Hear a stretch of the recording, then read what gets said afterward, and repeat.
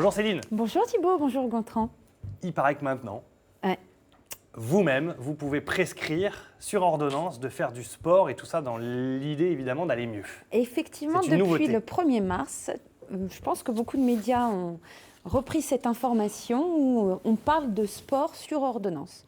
Alors il faut quand même expliquer parce que ce n'est pas tout type de sport et ça ne correspond pas non plus à chaque personne. Donc ce décret, donc, qui fait partie de la loi santé 2016 en fait, concerne les patients qui sont reconnus comme en affection longue durée par la sécurité sociale. Donc ce sont des patients qui ont un cancer, ont un diabète, ont une dépression. En fait, il y a une trentaine de pathologies qui sont concernées. Donc aujourd'hui, les médecins peuvent faire sur ordonnance une prescription d'activité sportive. Aujourd'hui, ce n'est pas encore remboursé par la sécurité sociale, d'accord ? Ça risquera peut-être de le devenir dans quelques mois ou quelques années. Pour les cas les plus... Voilà. Mais c'est vrai nécessaire. que moi, j'ai déjà eu des patients qui sont venus en me disant « Bon, bah voilà, vous allez pouvoir me prescrire des séances de tennis, de trucs de machin. » Non, non, ça ne se passe pas comme ça. Ce n'est pas à la demande du patient. C'est une prescription médicale.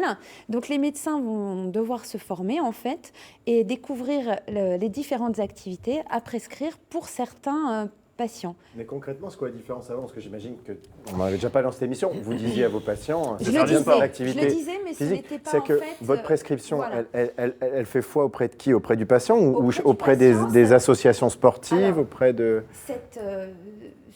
Cette application, en fait, ça a déjà été testé en fait en France, près de Strasbourg, qui fait ça déjà depuis plusieurs années. Eux, il y a une partie qui est vraiment prise en charge et tout ça. Nous, aujourd'hui, le grand pas, c'est que l'activité physique représente en fait une thérapie non médicamenteuse. C'est validé, donc ça a plus de poids et c'est vraiment pour inciter les gens à bouger. Parce qu'aujourd'hui, être sédentaire, ça veut dire quoi ? Rester derrière son bureau toute la journée, ne pas bouger. Donc, on sait que ça peut provoquer en fait des maladies chroniques et ça peut même diminuer l'espérance de vie. Mais c'est reconnu. Avant de revenir sur la sédentarité, concrètement, sur la feuille de maladie, vous mettez quoi ? Doit faire, je sais pas, tant de kilomètres de vélo par jour, doit nager tant de... Doit pratiquer, par exemple, de la boxe, de la natation, de l'aviron. Et le fait que ce soit marqué sur l'ordonnance, ça change quoi par rapport au simple fait de dire vous devriez faire de la boxe ou faire de la natation ? C'est pour une prise de conscience, je pense, pour accompagner. Et puis, en fait, suite à ça, il va y avoir le relais avec les professionnels de sport qui, en fait, vont aussi encadrer et eux vont être dans l'obligation de nous renvoyer en tant que médecin une feuille de suivi en disant écoutez, voilà, j'ai prescrit à monsieur Thibaut Reisman, je ne sais pas. Du boulot. Enfin, voilà. Mais il va y avoir en fait un échange. Et c'est toujours pour le bien-être du patient, pour une prise en charge globale. Ça peut concerner tous les âges ? Donc, patient aujourd'hui, je redis bien, en affection longue durée, d'accord ? Là, j'ai pris l'exemple de Thibaut, mais effectivement, ce n'était pas un bon exemple. Mais voilà. Quelqu'un qui est dans une grosse pathologie, voilà, mais ça peut être un enfant. On a quand même reconnu, il y a plusieurs études qui ont prouvé que le sport après un cancer évitait la récidive. Mmh. Donc, il y a quand même maintenant des preuves scientifiques qui valident tout ça. Le risque de la sédentarité, vous en parliez tout à l'heure, c'est le fait de ne pas bouger ou de faire très peu de sport, voire pas du tout. Et on est de plus en plus concernés quand même. Ouais. Tous les progrès aujourd'hui, on est tous derrière des tablettes, on est tous derrière des ordinateurs, on bouge moins, on communique moins, on reste là. Et voilà, c'est reconnu quand même comme facteur de risque pour des tas de pathologies. Mmh. Et ce qu'il faut surtout, il faut en prendre conscience pour que dès tout petit, on prenne des bonnes habitudes. Alors, qui dit bouger ne dit pas forcément faire du sport à outrance. Aujourd'hui, il y a des gens sportifs, donc pour eux, ça fait partie de leur vie.